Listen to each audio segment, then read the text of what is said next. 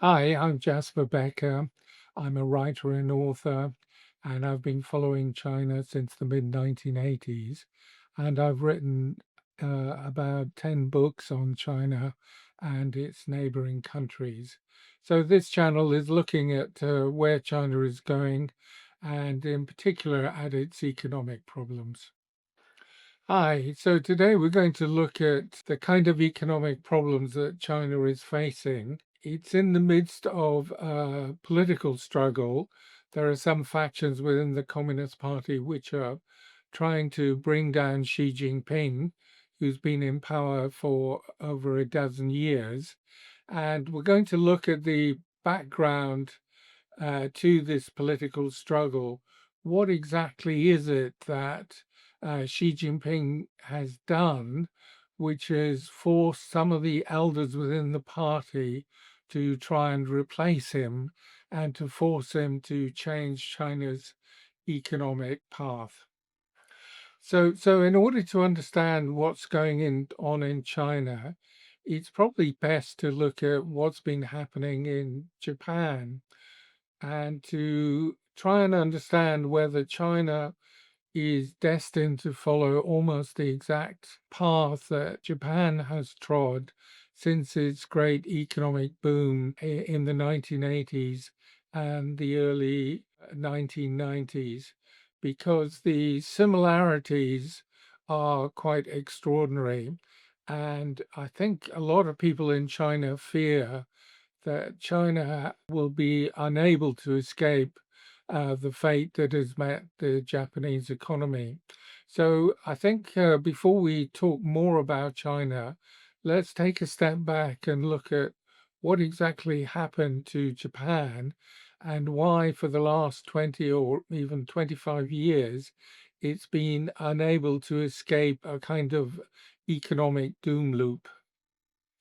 So, in the late 1980s, Japan experienced one of the most dramatic economic booms in modern history.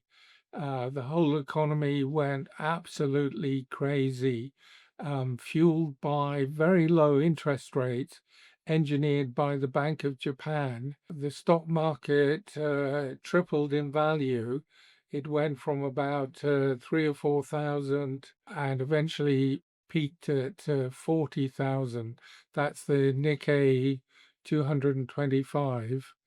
And the property prices escalated to such an extraordinary extent that the imperial palace and its gardens, the property value was said to be more than that of all of California. People seem to be extraordinarily rich, and dozens of books were written about the secret to the Japanese economic miracle. But what actually happened was that the cheap credit sent false signals to the economy, and it encouraged people to speculate on projects which were fundamentally uneconomic. So that meant that people exaggerated the amount of savings and the amount of demand which was latent in the economy.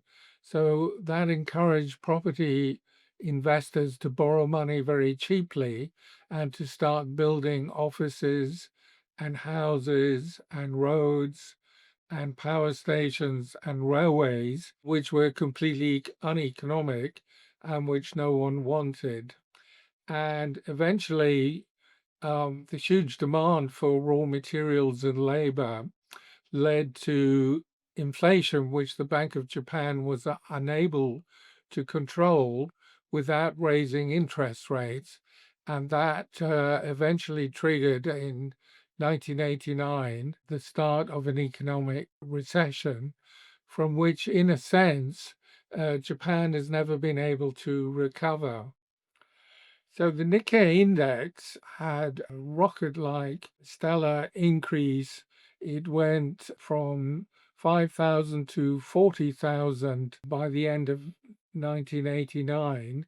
And by 2003, it had fallen to 7,900. and extraordinary collapse. It's now recovered back to about 40,000. But if you look at this in terms of the dollar value, the Japanese yen has fallen by 80 or 90% over the same period. So in real terms, in dollar terms, it hasn't increased at all in value. It's gone nowhere. So anybody who invested in Japanese stocks over the last 30 years is going to feel like an idiot.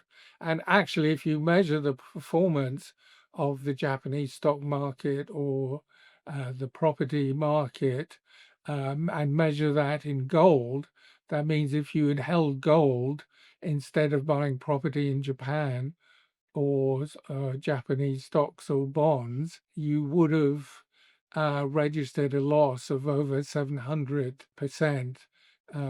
You would have been much richer simply by holding on to your gold bars rather than investing in Japanese companies, despite their incredible commercial success. And this is quite extraordinary when you think that, in fact, Japan is still an economic giant and is still an exceptionally efficient producer of many manufactured goods, notably its cars, its machinery, its electronics, its chips, and many other things. So in a way, you're seeing something that has been destroyed by very poor monetary management of the economy. And that's something which is very similar to what we're seeing in China. So Japan's overall indebtedness is now possibly the first or the second worst in the whole world. It's somewhere there alongside Lebanon. So the debt to GDP ratio is about 350%. And that's very similar to what we're seeing in China.